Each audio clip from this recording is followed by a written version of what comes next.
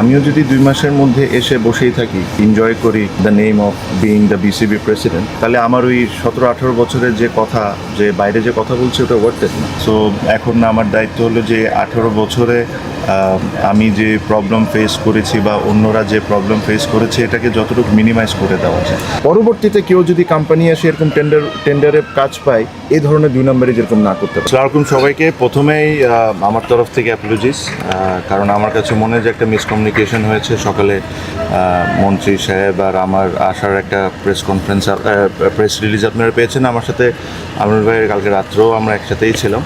তো কিছু আনঅ্যাভয়েডেবল রিজনসের কারণে উনি আসতে পারেননি, but he is very happy যে আমাদের ডিপিএল শুরু হয়েছে, 6টা ম্যাচে শুরু হয়েছে। Is aware of everything. ওনার সাথে আমি অনেক রাত্রে যখন এটা জানতে পারি, তখন I try to reach out in unofficial way. আমার মনে হয় অনেকে আপনারা হয়তো বা খবর পেয়েওছেন যে আজকে উনি থাকতে পারবেন না। আমারও শরীর সকাল থেকে ভালো ছিল না দেখে, তারপরেও আপনারা সকাল থেকে 7টার থেকে 8টার থেকে আছেন আমি শুনেছি। এই গরমের মধ্যে আমি টু মেক শিওর দ্যাট আমি এসে আপনাদের সাথে একটু কথা বলি, এই কারণেই আমার মেনলি আসা। আর again thank you so much, আপনারা এত কষ্ট করে এসেছেন। অনেক কষ্ট করার পর আমরা এই প্রিমিয়ার লিগটা শুরু করতে পেরেছি। আপনারা এটা কাভার করছেন, মাইলেজ দিচ্ছেন এই টুর্নামেন্টকে, প্লেয়ারদেরকে। এই জন্য বিসিবি অ্যান্ড আমার তরফ থেকে অসংখ্য ধন্যবাদ। আর এগেইন অ্যাপোলজিস যে কিছুটা যদি কষ্ট হয়ে থাকে, এটা হয়তো বা কিছুটা একটু মিসকমিউনিকেশনের কারণে হয়েছে, বাট সো এটা আমার রেসপন্সিবিলিটি। সো আপনাদেরকে এসে জিনিসটা জানানো, এই কারণেই এখন এসে আপনাদের সাথে কথা বলছি। আমি ভাই দেরিতে হলেও আসলে শুরু হচ্ছে, এটা সবচেয়ে ভালো খবর। কিন্তু মাঠগুলো আসলে রেডি ছিল না, বা ভেরি সিজন শুরু হচ্ছে, সব মিলে মনে হচ্ছে একটু জিনিসটা কি, এই জিনিসগুলো আমাদের একটু মেনে নিতে হবে। আমি কিন্তু লাস্ট প্রেস কনফারেন্সে এই জিনিসটা ক্লিয়ার করেছি। এখন ফর এক্সাম্পল মিরপুরে যে আপনার ড্রেনেজ সিস্টেম বা আরও 1-2টা মাঠে যে এই ফ্যাসিলিটিস আছে, আমি শিওর এটা অনেক মাঠে থাকবে না। বৃষ্টি হলে হয়তো বা অন্য মাঠে আধা ঘন্টা 1 ঘন্টা লাগতে পারে, এখানে হয়তো বা আরও অন্য মাঠে 2 ঘন্টা 3 ঘন্টা লাগতে পারে। But end of the day আমার জন্য সবচেয়ে ইম্পর্টেন্ট ছিল খেলাটাকে শুরু করা। এখন আমি যদি প্রত্যেকটা জিনিস নিয়ে পারফেক্টলি যদি স্টার্ট করতে চাইতাম, তাহলে আমি 2টা মাঠ ছাড়া খেলা দেওয়া সম্ভব হতো না। আর 2টা মাঠে যদি খেলা দিতাম ভাই, এটা 2 মাস 3 মাস লেগে যেত। আরও রেনি সিজন আসতো, আরও কিছু আসতো। ঠিক এইগুলা জিনিস মাথায় রেখে কিন্তু প্রথমবারের মতো লিগ স্টেজেও প্রতিটা ম্যাচে আমরা রিজার্ভ ডে রেখেছি, সো দ্যাট আমরা যতটুকু মিনিমাইজ করতে পারি। আমিও জানি, আপনারাও জানেন যে এইবার সব কিছু পারফেক্ট হবে না, but the most important thing, if you see the bigger picture, যে মাঠে খেলা হচ্ছে, প্লেয়াররা টাকা পেয়েছে, তাদের ফ্যামিলিতে যে কষ্টে তারা ছিল, ওই ফ্যামিলির কষ্টটাকে একটু হলেও কমাতে পারছি, দ্যাট ইজ মোর ইম্পর্টেন্ট। হ্যাঁ, সব কিছু ইভেনচুয়ালি আস্তে আস্তে এগুলো সবই পারফেক্ট হবে।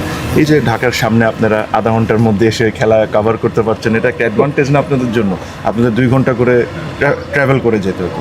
সো আশা করি এগুলা with time I am sure this all be sorted. কতটা মিস করছেন ক্রিকেটার তামিম, যদি কতটা মিস করছে ডিপিএল? সবশেষ গত ডিপিএল আপনি ছিলেন, একটা অনাকাঙ্ক্ষিত ঘটনাও ঘটেছিল, এবার আরেক ডিপিএল এর সময় আপনি বিসিবি প্রেসিডেন্ট। না, অবশ্যই না। আমি খেলাধুলা নিয়ে অ্যাকচুয়ালি অত বেশি চিন্তা করি না এখন। আমি যেদিন খেলা ডিসাইড করেছি যে আমি ছেড়ে দিয়েছি, that's it. I had a fantastic 18 years. আমার মেমোরিজ আর ভেরি গুড আমার জন্য। সো এখন আমার দায়িত্ব হলো যে 18 বছরে আমি যে প্রবলেম ফেস করেছি বা অন্যরা যে প্রবলেম ফেস করেছে, এটাকে যতটুকু মিনিমাইজ করে দেওয়া যায়। আমি আবারও বলি, প্রত্যেকটা জিনিস আপনি 100% রাইট করতে পারবেন না, that is humanly not possible. But যতটুকু এই জিনিসগুলোয় কাজ করে হাতে নিয়ে যতটুকু কমায় নিয়ে আসা যায়, তাহলে জিনিসটা একটা জায়গায় আগাইল। সো আমি ওই ইন্টেনশনে আছি। আমি ওটাই চেষ্টা করব যে আপনার প্লেয়াররা, বাকি যারা আছে, ফ্যান্স, প্লেয়ার্স, ডেভেলপমেন্ট, এভরিথিং, কিছু না কিছুতে যদি আমরা জিনিসগুলো স্টার্ট করে দিই, তাহলে একটা নতুন প্রক্রিয়া শুরু হবে। সো ওটার চেষ্টাই আছে। তামিম ভাই, ওই দিন দেখলাম যে আপনি গ্যালারিতেও পরিদর্শন করছেন, ওয়াশরুমগুলো দেখছেন, একজন ক্লিনারও বলছিলেন যে বেতন বাড়ানো নিয়ে 300 টাকা নিয়ে একটা ইস্যু আছে। আসলে বিষয়গুলো কি, যদি খুলে বলতেন? না, আসলে এটা আমি নিজেই খুব অবাক হয়েছি। এর আপনি ভালো প্রশ্ন করেছেন। আমি অ্যাকচুয়ালি ওই দিন যখন গ্যালারিতে গিয়েছিলাম, তখন একজন ফিনল্যান্ড থেকে একজন মহিলা ওই দিন সকালেই সে ফ্লাইটে ল্যান্ড করে এয়ারপোর্টে, ওখান থেকে স্ট্রেট মাঠে খেলা দেখতে আসছে। তো সে আমাকে খুব সুন্দর করে এসে বললো যে ভাইয়া যদি একটু ওয়াশরুমগুলো ঠিক করা যায়। আপনি হয়তো বা শুনে অবাকই হবেন যে স্টেডিয়াম যখন বিল্ড হয়েছিল 2007-এ, তারপরের থেকে আর বাথরুম নিয়ে কোনো রেনোভেশন হয়নি, and this is not right. তো আমি এই কারণে যাওয়ার সময় ওখানে দেখেছিলাম। সো ইন্টারেস্টিংলি ওখানে একজন আমাদের খালাম্মা, আমি যাকে ডাকি খালাম্মার একজন ছিলেন, যেনার দায়িত্ব হলো বাথরুমটাকে পরিষ্কার রাখা, উনি ছিলেন। তো উনি আমাকে একটা কথা বলেছিলেন, যেটা হয়তো অনেকে ভিডিওতে দেখেছেন, যে ভাইয়া আমাদের 300 টাকা করে পাই এই জিনিস পার ডে এই জিনিসটা যদি আপনি একটু দেখতেন। তো কালকে আমি বিসিবিতে গিয়েছিলাম, বিসিবিতে যে আমি জিজ্ঞেস করলাম যে আমরা যে ক্লিনিং সার্ভিসটা আছে এদেরকে পার পার্সন কত টাকা করে দিই। তখন জেনে অবাকই হলাম যে 650 টাকা করে দিই। তো তখন আমি জিজ্ঞেস করলাম যে 650 টাকা করে দিই, তাহলে এরা 300 টাকা কেন পাচ্ছে? আমি বললাম যে ক্লিনিং সার্ভিসটা টেন্ডারের মাধ্যমে অ্যাওয়ার্ডেড হয়েছে তাকে ডাকে। তো তাকে ডাকলাম, তাকে ডেকে আমি জিজ্ঞেস করলাম যে রিজন কী। তো যে জিনিসগুলো শুনেছে এগুলো আসলে শকিং, খুবই শকিং। মানে এই জিনিসগুলোও যে বিসিবিতে হয় আইডিয়া তো ছিলই, বাট এই লেভেলের হয় এতটা আইডিয়া ছিল না। মজার বিষয়টা হলো বিসিবি নিজস্ব অনেক এমপ্লয়ি আছেন, অনেক ক্লিনার আছেন, বাট যখন একটা সিরিজ চলে তখন বিসিবি এরকম থার্ড পার্টির থেকে টেন্ডারের মাধ্যমে ক্লিনিং সার্ভিস থেকে এই সুযোগ সুবিধাটা নেয়। তো যখন এই টেন্ডারটা হয়েছে, একটা কোম্পানি টেন্ডার পেয়েছে, তো নিয়ম কি ওই কোম্পানি লোকজন দিবে। বাট এখন যা হচ্ছে হলো যে ওই টেন্ডার একটা কোম্পানি পাচ্ছে, বিসিবিরই লোকজন এই 30-40 জন ক্লিনার দিচ্ছে, ওই কোম্পানি টাকাটা বিসিবির থেকে নিয়ে বিসিবির লোকজনকে দিচ্ছে, ওই টাকাটা নিয়ে সে টাকাটা নিয়ে তার মতো করে ক্লিনারদেরকে দিচ্ছে, আর যার প্রফিটটা তা রেখে নিচ্ছে। তো তখন আমি ওই ক্লিনিং সার্ভিসকে বললাম, মানুষকে আমি বললাম যে ভাইয়া আপনাকে 650 টাকা করে দেওয়া হয়, আপনি তো এখানে ফ্রি সার্ভিস দিতে আসেন নাই, আপনি এখানে লাভ করবেন বা আপনার কিছু খরচ টরচ থাকবে। তো আমি ধরলাম যে 650 টাকার থেকে পার পার্সন 150 টাকা আপনি লাভ করতে পারেন, খরচ টরচ থাকতে পারে। বাট এই মহিলাগুলো তো 500 টাকা পেতে পারে। তো বলে যে ভাইয়া আমি 500 টাকা করেই দিই। তো বলে যে আমি জিজ্ঞেস করছি কাকে দেন? তো বলে যে বিসিবির ওই উমুকরে দেওয়ার পর উনি আবার ওই ভদ্রলোকটা খালাম্মাদেরকে 300 টাকা করে দেন। মাঝখানে 200 টাকা কয় হাত পেরিয়ে যায় খালাম্মার হাতে? ওই যে একটা মানুষ বিসিবির একজন মধ্যস্বত্বভোগী। তামিম ভাই, তাহলে কি ব্যাপারটা এমন হয়ে গেছে যে যারা ক্লিনিং করে তারা 300 পায়, আর যারা ক্লিনিং কাজই করে না তারা 350 টাকা না, নিয়ে নেয়? যারা না, আবার ওর লাভ আছে না ভাই। তো যে মাঝখানে যে ব্যক্তি কোনো কাজ না করে খালি লোকজনকে Exactly, দিয়ে clean না করে যে 200 টাকা করে সে নিয়ে যাচ্ছে। তো তাকে আমি ডেকে কালকে বললাম যে আজকে থেকে আপনি যদি চান যে আমি এই টেন্ডারকে বা এই কন্ট্রাক্টকে অনার করি, তাহলে আপনারা আজকের থেকে লোক দিবেন, যেটা আপনাদের দেওয়ার কথা। আপনারা লোক দিয়ে আপনারা এই প্রত্যেকটা ক্লিনার যে খালাম্মা থাকতে পারে, এখানে অনেকেই পুরুষ মানুষও হইতে পারে, এদের নিজস্ব ব্যাংক অ্যাকাউন্ট হইতে হবে। এরা প্রত্যেকটা টাকা ট্রান্সফার হয়েছে এটার প্রমাণ সহ আপনি ফাইন্যান্সে সাবমিট করবেন, তারপরে আমি আপনাকে বিলটা ছাড়ব। এই ধরনের আমার জিনিসটা হলো যে এরকম কারাপশনস বলেন, এরকম বলেন, এগুলো তো আপনারা অনেকেই জানেন। বাট আমার কাছে কষ্ট হয় যে এই মহিলাগুলো যে যারা 300 টাকা 400 টাকা ডেলি ইনকাম করে, এদের থেকেও টাকা খেতে হবে, মানে এদের থেকেও আমার মানে টাকা চুরি করতে হবে। মানে দিস ইজ অ্যাবসলুটলি ননসেন্স। আর আমি প্রমিস করেছি, আমি তাদেরকে বলেছি যে তার একটা বিল সাবমিট করতে বলেছি এই সিরিজে। আমি বলেছি যে আপনি 30 জন মহিলাকে ডাকবেন, আমার সামনে তাদেরকে 500 টাকা করে দিবেন।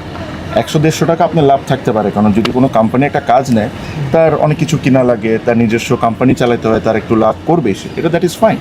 বাট যে কমিটমেন্ট আপনি এই মহিলাগুলোকে করেছেন ওগুলো আমার সামনে আপনি ডেকে সবার সামনে দিবেন। তারপর থেকে যদি আপনারা চান তাহলে আমি কন্ট্রাক্টটা অনার করতে পারি, নাহলে ভাই আমি আপনাকে কন্ট্রাক্ট তো ক্যান্সেল করবো, আপনাকে ব্ল্যাক লিস্ট করে দিব যে ভবিষ্যতে কোনোদিন আপনি বিসিবিতে কাজ না করতে পারেন। তামিম ভাই, এখন দেখা গেছে যে ওই খালা যিনি কথা বলেছেন, ক্যামেরার সামনে কথা বলেছেন, আবার এত কিছুর পর ওনার চাকরি না আবার চলে যায়, এটা তো হতে দিব না ভাইয়া। আর দ্বিতীয় কথা হলো উনি হলো থার্ড পার্টির থেকে ফোর্থ পার্টি। থার্ড পার্টি তো দেওয়ার কথা, দিচ্ছে হলো ফোর্থ পার্টি, যেটার বিষয়ে আমরা কিছুই জানি না, উইচ ইজ ভেরি শকিং। মানে এখানে আসলে এই যে আমাদের যে খালাম্মারা যারা আছেন, যারা আমাদের মাঠটাকে পরিষ্কার রাখেন বা ড্রেসিং রুমকে আমাদের ওই এনভায়রনমেন্টটা ক্রিয়েট করে দেন যেরকম আমরা যাই বসে দেখতে পারি, তাদের সাথেও কিন্তু আমি তাদেরকে আমার রুমে ডেকে সিইও সাহেব আর ফাইন্যান্সের যে হেড ওনাদেরকে নিয়ে আমি তাদের সাথে বসেছি। আমি জিজ্ঞেস করেছি যে কোন জায়গায় কারাপশন হচ্ছে। মজার বিষয়টা শুনলে আপনারা অবাক হবেন, খুবই সামান্য বিষয়, কিন্তু আমার জন্য এগুলো খুব ইম্পর্টেন্ট। এই মহিলাগুলা প্রতিদিন কষ্ট করে তার পরিবার চালায়। আমি আমার বেতন 6 মাস 1 মাস পর বা 2 মাস পর পেতে পারি, আমার সমস্যা হবে না। এনাদের বেতন যদি একদিনও লেট হয়, এটা কিন্তু অনেক বড় প্রবলেম। তো আমি তাদেরকে ডাকলাম, জিজ্ঞেস করলাম যে কি সমস্যা। তো বলে যে আমাদের থেকে টাকা নেয়। তো টাকা নেয় কীভাবে? তো আমি বিসিবির সবাইকে ডেকে জিজ্ঞেস করলাম যে কী ব্যাপার। বলে যে এদের টাকা তো ব্যাংকে যায় ডাইরেক্টলি, তো এখান থেকে তো নেওয়া সম্ভব না আনটিল আনলেস ওনারা ব্যাংক থেকে বের করে অন্য কাউকে দিয়ে দিচ্ছেন। তারপরে হিসাব করে দেখলাম যে গন্ডগোলটা হলো ওভারটাইমে করছে কি, আপনার অনেক ক্ষেত্রে যার বেসিক স্যালারি যতটুকু তার চেয়ে বেশি অনেকেই ওভারটাইম পাচ্ছে। তো ওভারটাইম লিস্ট যখন আমি আর আমার সিইও প্লাস ফাইন্যান্স বসে দেখলাম, তো দেখলাম যে কিছু মহিলা হলো 28 ঘন্টা, 25 ঘন্টা, 32 ঘন্টা, 36 ঘন্টা, আর কিছু দেখতেছি 90 ঘন্টা, 92 ঘন্টা, 80 ঘন্টা, 85 ঘন্টা। তো আমি বুঝলাম যে কাহিনী আছে এখানে, যে 3-4 জন মহিলা বসেছিল, আমি তাদেরকে নাম জিজ্ঞেস করলাম, কিন্তু তারা তো কমপ্লেন নিয়ে এসেছে। তো তাদের নাম যখন বলে তখন দেখি তাদের লিস্ট হলো 25 ঘন্টা, 28 ঘন্টা, মানে তাদের সাথে আন্ডারস্ট্যান্ডিং হয়নি ওই বিসিবির ওই ব্যক্তির। হ্যাঁ, তো যাদের সাথে আন্ডারস্ট্যান্ডিং হয়েছে তাদের কি ওভারটাইমটা নেয়, ওদের অ্যাকাউন্টেই যায়, কিন্তু ওখান থেকে বের করে আবার ওই মহিলাগুলা ওই লোকটারে দিয়ে দিচ্ছে। তো এই প্রত্যেকটা জিনিস আমি মানে খুবই স্ট্রংলি মনিটর করছি। আর আমি মানে হয়তোবা আপনারা দেখছেন যে অনেক বদল হচ্ছে ইন্টারনালি, এগুলা করার আমি পুরোপুরিভাবে চেষ্টা করছি। বিকজ আমার কাছে মনে হয় যে দেখেন, একটা বড় কারাপশন যখন হয়, এটা নিয়ে আপনি সময় পাবেন, কথা বলতে পারবেন, তদন্ত কমিটি করতে পারবেন, অনেক কিছু নিয়ে ইভেনচুয়ালি ধরতে পারবেন। বাট এই যে মহিলাগুলো যে যারা ধরেন 7,000, 8,000, 10,000 টাকা যারা বেতন পান, যাদের এই টাকায় পুরো পরিবার চলে, তাদের থেকে যদি 500 টাকাও কেউ নেয়, it is a massive crime. আর এই জিনিসটা আমি থাকতে কোনো বিন্দুমাত্রাও ছাড় নেই, 1%ও ছাড় নেই। সো এই জিনিসগুলো আপনাদেরকে জানানোটাও ইম্পর্টেন্ট, আপনারাও এই জিনিসগুলো তুলে ধরবেন, সো দ্যাট পরবর্তীতে কেউ যদি কোম্পানি এসে এরকম টেন্ডারে কাজ পায়, এই ধরনের 2 নম্বরে যেরকম না করতে পারে। আর আপনারাও নজর রাখবেন, এটা আপনাদের রিকোয়েস্ট আমার পক্ষ থেকে। এই ধরনের কোনো গরিবের যেরকম কোনো সমস্যা না। জিনিসটা হলো যে এত বছর যে জিনিসটা নিয়ে কথা বলেছি অ্যাজ আ ক্রিকেটার যখন ছিলাম, যেটা হওয়া উচিত ওটা হোক 2 মাসের জন্য অপরচুনিটি। অ্যাটলিস্ট ওই জিনিসগুলো তো কাজ করতে হবে, ঠিক করতে হবে। এখন আমিও যদি 2 মাসের মধ্যে এসে বসেই থাকি আর এনজয় করি the name of being the BCB president, তাহলে আমার ওই 17-18 বছরের যে কথা, যে বাইরে যে কথা বলছে, ওটা ওয়ার্থেড না। সো আমার এই 2 মাসের মধ্যে যতটুকু কিছু করা সম্ভব আমি এটা করে যাব। আবারও বলি, 2 মাসে শেষ করা যাবে না কোনো কিছু, বাট স্টার্ট করে দেওয়া যাবে। আমরা সমস্যা হলো যে স্টার্ট করাটা ইম্পর্টেন্ট। তানভীর, একটা প্রশ্ন, সেটা হচ্ছে এই যে আপনি স্ট্রিক্টলি দেখছেন এবং অনেক মজার অভিজ্ঞতাও কিন্তু হচ্ছে আপনার, তো ক্লাব ক্রিকেট নিয়েও আসলে এক ধরনের একটা গোষ্ঠী আছে বলে আমরা জানতাম, এবং অনেক ধরনের অভিযোগও কিন্তু ছিল আম্পায়ারিং, আপনি নিজেও দেখেছেন, আম্পায়ারদের সাথেও আসলে অনেক সমান কিছু হয়েছে। তো এখন আপনি এটাকে কিভাবে দেখছেন, এই যে যারা সিন্ডিকেট কিংবা একটা গোষ্ঠী আছে যারা সবসময় চেষ্টা করে? আমার কাছে মনে হয় লাস্ট 2 বছর আর 3 বছর যদি বলি, একটা আম্পায়ারের সার্টেন স্ট্যান্ডার্ড সবাই মেনটেন করছে।